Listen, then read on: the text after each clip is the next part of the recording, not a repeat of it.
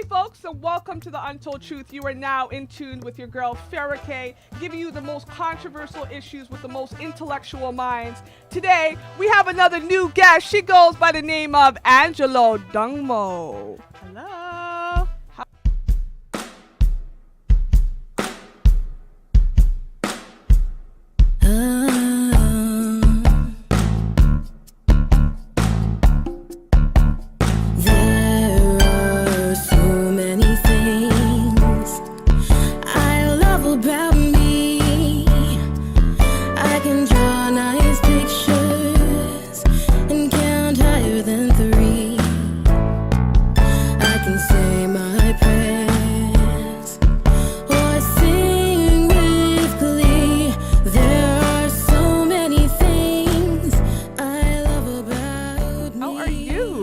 Thank you. How are you? Thank you so much for coming out, Angelou. Thanks for having me. In this horrible weather. Oh, please. This is commitment. This is dedication. This is passion. I was not going to miss the show for the world. That's what's up. First and foremost, I am a fan of these books. Oh, as we've discussed earlier, a mutual friend of ours has spoke a lot about you and what it is that you do. But just for the viewers who do not know who Angelou is, give us a little intro. Like, who are you and what is it that you do?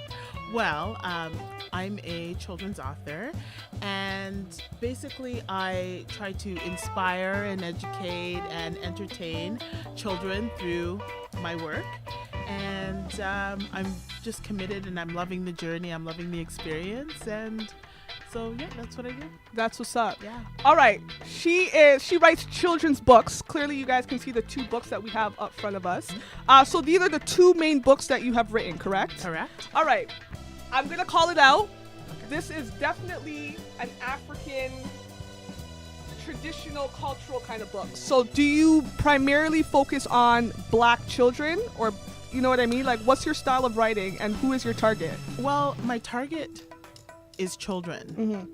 I did use children of African descent. Okay. But the message of loving who you are is really a universal one. Yeah. So this was specific, though, to help our children celebrate who they are at an early age. There's a lot of things like their hair, their skin, what makes them unique, right? It's really important because particularly children of our community get bombarded the most with a lot of negativity, a lot of just things that can set them on a path of disconnection from who they are. Yeah. So these books are really like little bursts of self-esteem or confidence at the most important time, which is their formative years. Yeah. So that was intentionally done. Yeah. Because I also, as many people from our community, we struggle with understanding who we are, why we are so different, why we are so unique. Yeah. And I wanted to do something about it. Yeah. I was just lucky to be a part of Knowledge Bookstore in Brampton. Yeah. Shout out to Knowledge Bookstore for setting me on this journey. He said, "Hey, Ange, when are you going to come out with your book?" And I thought, okay, very funny, but planted the seed, and eventually I thought, I want to do something about it. Yeah. I kind of want to pass the torch on to the next generation and leave something behind to help them, So was this something that you've always wanted to do as far as writing children books, or?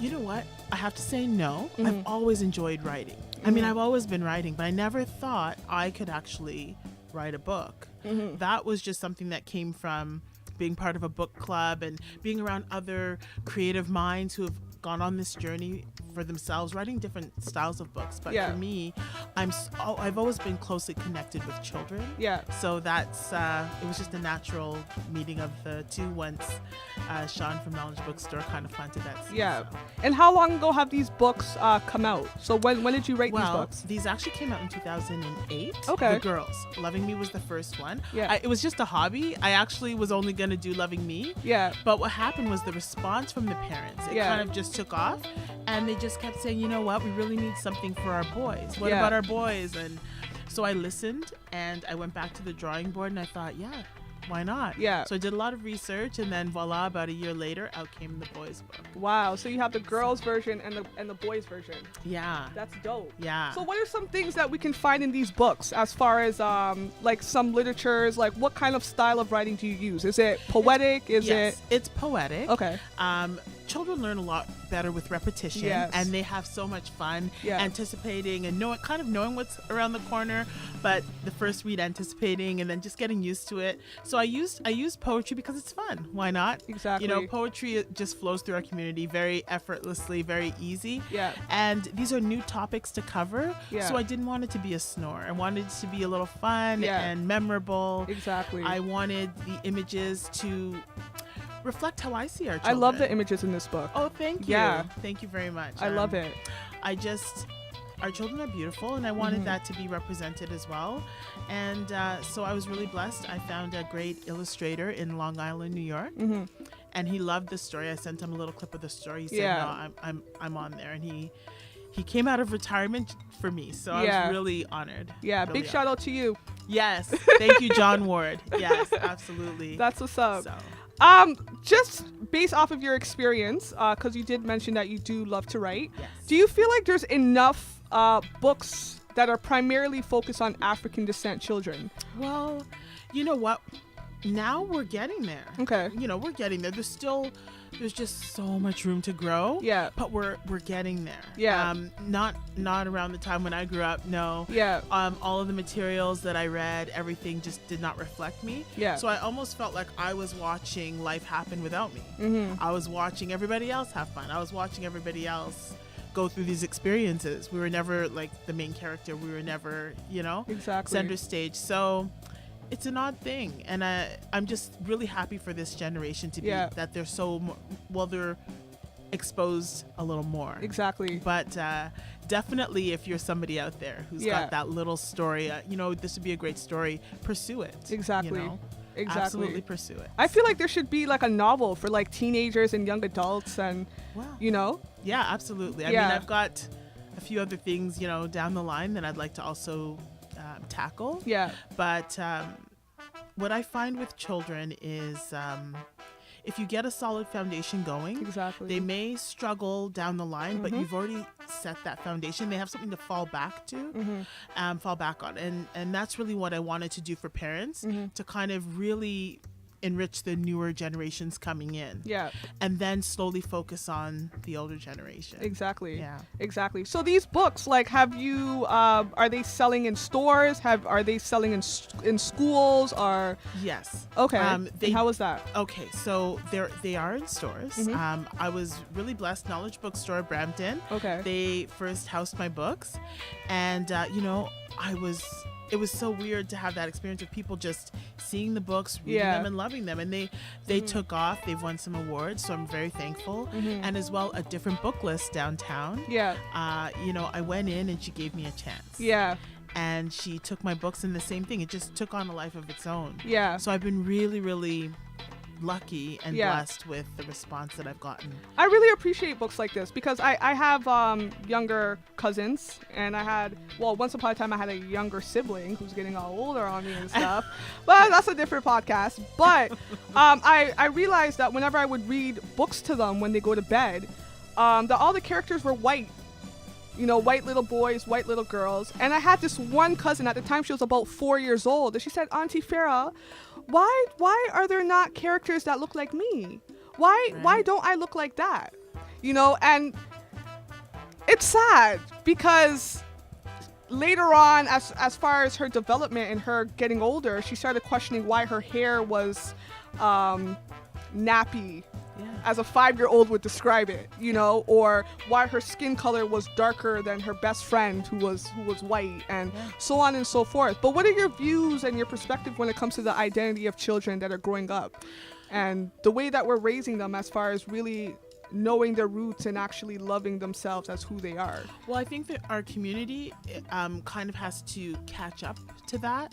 We have to really understand that there's a reason why Disney, pumps so much money into the materials that they give their children. They're creating generational customers, really, and they get to mold and shape their youth. Yeah. And so maybe the child never hears anything from, wave a wand, just say the child could never hear from their parents. Yeah. They'd have some kind of expectation or understanding of, you know, how to engage with one another, what their expectations are as they get older.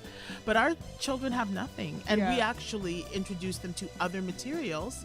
So they're kind of like seeing everybody else, but not themselves. So they almost feel like they don't matter. Exactly. Couple that on with all of the negative imagery, negative messaging, and all of that. They're going to start to feel pretty lousy about being who they are. They're going to start to wish they were somebody else. Meanwhile, all of our differences, I feel, were meant to be noticed, celebrated, but I find our kids need some help. You know, and I find that that's the best compliment I hear from parents, which is, oh my gosh, my child didn't want to be who they were. They wanted lighter skin, they wanted straighter hair, blah, blah, but your books are starting to really change that. Or you'll get a child, oh my gosh, I love this style. Can I have my hair like this? Exactly. Because it's a celebration. It's like, I believe we are all born unique on purpose. That's the message that I teach kids. So it's important for all children to feel that way. Exactly. And so, but it's really important for parents to realize the materials that they're giving their children. Because children want to emulate the things, the characters they read about, the toys they play with. And to us, it's like very innocent because Absolutely it's just a child's innocent. book. You know what I mean? We're thinking, oh, she's got a toy. Exactly. Oh, she's got something to read. But what we miss is that these are their formative years. Exactly. So when we connect to that, then things change. And that doesn't mean that we can't ever give them books from other communities. Absolutely not. But we really have to make an effort to make sure that there's representation of who they are. Exactly. It's so important. And what other ways do you feel like we can be doing that aside from books and... Well, there's the music that they listen to. There's the programming that they watch. I mean, with our community, we have to seek these things because we're still growing as well. We have to develop our own networks where we feel there's quality programming, say, for our children to watch or so on and so forth. So we have to take that extra step to Google, to find and support people who are putting out this art to help your child or help, a child you may know. So it's really important. It's not as easy necessarily as turning on the TV, but the information is out there if you seek it. It is, for sure. Yeah. So Angelo, we want to know a little bit about you. Like, where are you from? Like, give us a little sum about your upbringing. Like, were you born and raised in Toronto? Like, born and raised in Ottawa. Ottawa. Yes, born and raised in Ottawa, and I was raised in a single parent household. All right. My mom did a fantastic job, and we didn't have lots. But we had our imaginations and we had fun. We connected with one another, and but at the same time, going to school, there was a lot of not understanding why I didn't look like everybody else. Kids asking me, "Hey, Ange, why is your hair like that?" And I felt like point singled out somehow, and I had no response. Why is your skin so black or dark or whatever it was? And growing up, I don't remember it being necessarily made fun of, but it was known that Angelo was different. And we went to predominantly white school, affluent school, so it was pretty challenging, and I felt completely disconnected. I struggled. It wasn't until I reached my teens and started reading. I happened to read Makes Me Wanna Holler. That sounds so cool. By Nathan McCall, I believe. That was my first book written by someone from the community. And no, I hadn't gone to jail or done that, but the voice, there was just such a connection there. And it felt so different. It was amazing to read a story that I could somehow connect to in terms of understanding how they saw the world. And it was just amazing. So then I got into reading a lot of historical books. I wanted to start understanding myself more. Oh my goodness. So then when I started finding answers to a lot of my questions, I started to feel so much more blessed. And I thought to myself, it's not right that kids are still growing up not understanding simple things. There's just simple things. We're human beings. We have melanated skin. Every human being has melanin. Just some in varying degrees. And it baffles the mind that it's not taught in school, and yet I understand. It's not taught in school. There's two different, but simple things. As human beings, like, I don't know, there was just so many different little simple things. So I tried to get the most glaring things that we struggle with. Yeah. So if I can read it, maybe an excerpt to help you understand where I'm going with that. Is that okay to move the... Okay. So this is Loving Me. Mm-hmm. And this is the girls' novel, correct? This is the girls' version. Yep. Okay. So like, just to give you an example.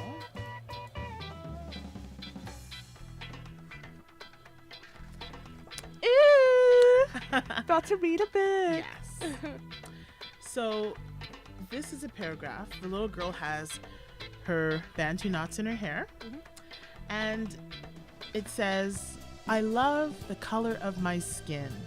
It's dark because of melanin. When I look in the mirror, it makes me grin. I love the color of my skin. Yeah. Right?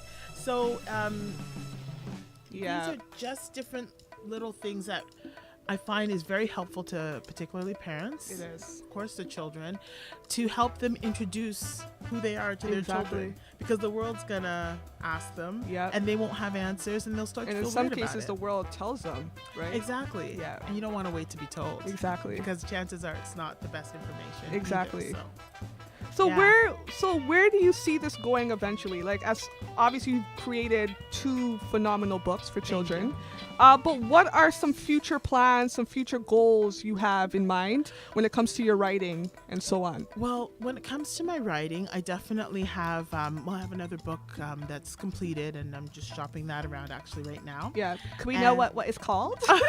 And when it's coming out? Well, I didn't want to, I'm a little superstitious. I don't like to spill until it's like literally there and ready to, but I'll definitely come back and talk about it. For sure. And it's a fun little story about a boy who has a passion or a love for a particular thing, and then he plots and schemes to try and get more of it. Yeah. And he just goes through these little twists and turns that are just lighthearted and fun. Yeah. And he's just being a boy. Yeah. You know, and I feel like we need more of that. Our children need to see more of that, of themselves, and the beautiful children that they are, and the fun that we see them have, and they're just so intelligent, they're so creative, and they need to know that. They do. That's the goal of my writing, is to make kids feel good. Yeah. You know, make that's whoever reads it feels good. And I love that's the irony is a lot of parents will say, oh my gosh, I love reading your book, or I've had people buy it for themselves. So. I love it. Well, not only does Angelou have books, but she also have these cute t-shirts. They're like so cute. Thank you. When I saw these, I was like, no. But she has like these amazing t-shirts. So I guess this one's the boy. So you could give us a little intro of what each shirt is. And Okay. Do you mind if I take it out the bag? Not at all. Okay. Please do. Perfect. So, I find that with kids, what I kept hearing parents say is, the first moment he read this, it became the favorite for bedtime. He was carrying it everywhere. He wouldn't put it down. And I thought, let me try and find something that they could have, that they could wear, that will still remind them of the book, so they could leave the book at home, Exactly. So I came up with a fun saying, because I love our hair. It's so versatile. I mean, you name it, it can do it. It's magical. So I thought, with our boys, that's the one thing. Every time I see them, I'm always curious to see, how are they going to wear their hair? Yeah. And whether you see locks, whether you see fades, the most amazing designs, you know? And I wanted to capture that. So you'll see right here is the illustration from the book. Mm-hmm. And in the book, it's actually a paragraph about hair. Mm-hmm. But I brought out a fun saying. So it's, if you can go ahead and read that for me, please. Fades, locks, cool fro hawks. Swag for days, cause my hair I rock. Yeah. So. Sorry. I'll do that again. No problem. Swag for days, cause my hair rocks. Yeah. That's so cute. And then you have the girls. Yeah. Like, this is like amazing. So of course, growing up, we've all worn this style, you know. We did. So I was like, that's like one of my favorite styles to see, because it enhances the puffs, the hair, the kinks, the curls. Exactly. So, I thought a little fun saying for the girls. So this is an image as well from the book. Yeah. And it's I'm cute stuff with my Afro puffs, because that's, we always wear Afro puffs, whether it's 3, 2, 1, whatever, but we always wear them. So. This is amazing. So where Thank can you. parents find these shirts for their kids? Where Well, can you they get know, this? they're currently available at Knowledge Bookstore, and they do have an online store as well. Okay. So people can definitely log on and get them there. Okay. My website is coming, www.lovingmeseries.com. Dope. So that will be up and running very soon. Yes. And so I do have an Loving Me boutique Yeah. on Etsy as well. Okay. So there's just different platforms. If you go to www.lovingmeseries.com, you can find all my contact information as it is. And so. I know the ladies are probably like, okay, so the children get a shirt, but we don't. But guess what? You, beautiful ladies, get a shirt too. Yeah. And this is so cute. I swear to God, I would so rock this. But Thank you. We got the ladies. Yes. You know, thank God it's Fro Day. Yeah. And she got the abbreviations in the bottom. Hashtag that on Twitter. And it comes in Absolutely. different colors. Yes, absolutely. It comes in a variety of colors. Yeah. So if you go online, you'll be able to find definitely a color that you love. For sure. It actually has 7 different colors, so you can celebrate your fro 7 Yeah. days a week Yeah. for moms. And I did love that. it. Thank you. I wanted parents to be able to, particularly moms who are usually there with their children, to have something as well that's Exactly. empowering for their kids to see, and Exactly. another celebration. So Yes. Thank you so much, Angelo. Again, how do we get a hold of you? Like, what you mentioned your website, but Yes. Facebook, Instagram, Twitter. I'm on it all. So definitely Facebook, Yep. definitely Twitter, Instagram, author Angelou Ndongmo. So if you log on to lovingmeseries.com, you'll Yep. be able to find me and Dope. wherever I am. Dope. Yeah. Thank you so much, Angelo. Thank you. Again, thank you again for tuning in with the Untold Truth. We have the lovely Mrs. Angelou Ndongmo in the building. Please check out these phenomenal books for the kids. Check out these t-shirts. Just check her out. She's doing such a phenomenal thing for the community. And we need more individuals like you that are so inspiring for Thank you. children and really just like elevating this foundation of ours. You know what I mean? Love it so much. Again, tune in with the Untold Truth Live. Make sure you check us out on YouTube.